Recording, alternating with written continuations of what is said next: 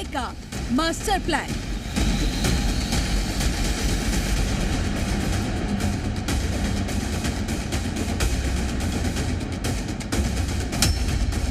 नक्सलवाद के ताबूत पर अंतिम कील। हम अपने सुरक्षा बल के जवानों के साहस को नमन करते हैं। लगातार बहुत मजबूती के साथ वो लोग लड़ाई लड़ रहे हैं। कौन कौन बड़े बड़े उद्योगपति आएंगे जिनके लिए आप एक रेड कारपेट बिछा रहे हैं? रेड कॉरिडोर से रेड कारपेट की बात क्यों? नमस्कार, आप देख रहे हैं जी मध्य प्रदेश छत्तीसगढ़ और मैं हूं आपके साथ तृप्ति सोनी। आपकी आवाज में आज बात होगी बस्तर की। बस्तर जो कई सालों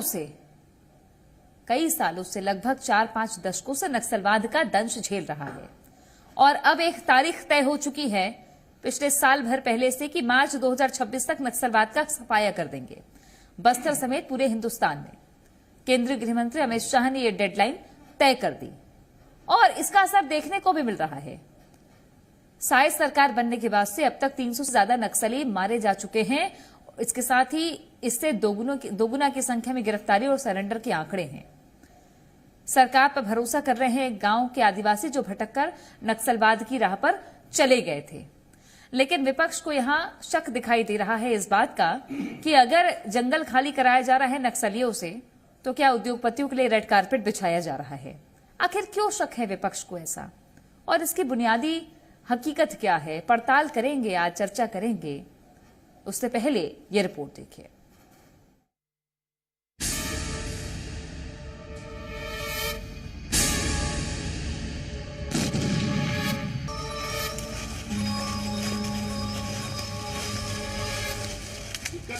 मार्च 2026 को देश की भूमि पर से हम नक्सलवाद को पूर्ण रूप से समाप्त करने का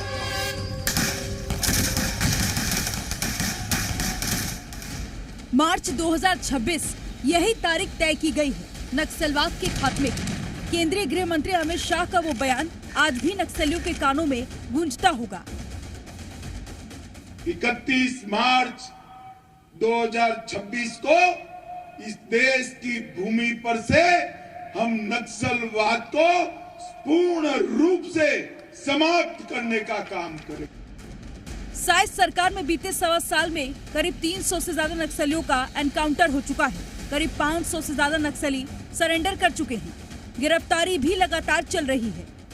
इस बीच बीजापुर और कांकेर की 2 मुठभेड़ में 2 दर्जन से ज्यादा नक्सली फिर मारे गए। नेता प्रतिपक्ष डॉक्टर चरणदास महंत ने सरकार की तारीफ की, लेकिन ऐसा बयान दिया जिससे विपक्ष का शक जाहिर हो रहा है। महंत ने कह दिया कि उद्योगपतियों के लिए रेड कारपेट बिछाने की तैयारी है, तो बस्तर में मंत्री केदार कश्यप ने कांग्रेस पर पलटवार किया है। पूरे देश प्रशंसा करते हैं, बहुत तेजी से काम चल रहा है, बहुत गति उसमें तेज है, मगर कहा जा रहा है कि बस्तर क्षेत्र में आर्थिक गतिविधियों को बढ़ावा देना है, इसलिए हम नक्सलियों की सफाया कर रहे हैं। तो इसमें देखिए कि आर्थिक गतिविधियां कौन करने वाला है, कौन कौन बड़े बड़े उद्योगपति आएंगे जिनके लिए आप एक रेड कारपेट बिछा रहे हैं। एक और जहां नक्सलवाद खत्म होने की स्थिति में पूरे प्रदेश पूरे देश के लोग इस बात को खुशी जाहिर कर रहे हैं, वहीं दूसरी ओर कांग्रेस पार्टी इसका मातम भी मना रही है। वो लोग नहीं चाहते कि यहां से नक्सलवाद खत्म हो। वो ऐसे लोग हैं जो कहीं ना कहीं से इनको प्रत्यक्ष अप्रत्यक्ष रूप से सहयोग करने वाले लोग हैं। वो तो चाहते हैं कि हमारे आदिवासी लोग वहां पर जिस अवस्था में है उसी अवस्था में रहें, उनको दिल्ली में ले जाकर के नचाने का काम करें।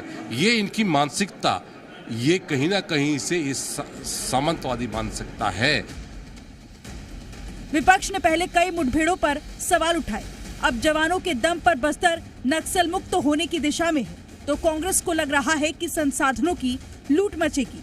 सवाल ये है कि जो बस्तर की जनता नक्सलवाद का दंश झेल रही थी, उसे उस दहशत से मुक्ति मिल जाएगी, तो कांग्रेस उसे किस बात पर गुमराह करना चाहती है?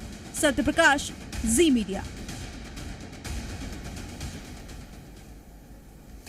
आइए चर्चा की शुरुआत करते हैं। खास पैनल हमारे साथ में है, लेकिन उससे पहले कुछ सवाल हैं। उन सवालों का जिक्र आज होगा। और सवाल यह भी है कि क्या कांग्रेस पार्टी बस्तर के लोगों को गुमराह करना चाहती है? क्या सरकार ने डेडलाइन तय करने के साथ में स्पष्ट कर दिया है कि आर्थिक गतिविधियां किस दिशा में जाएगी?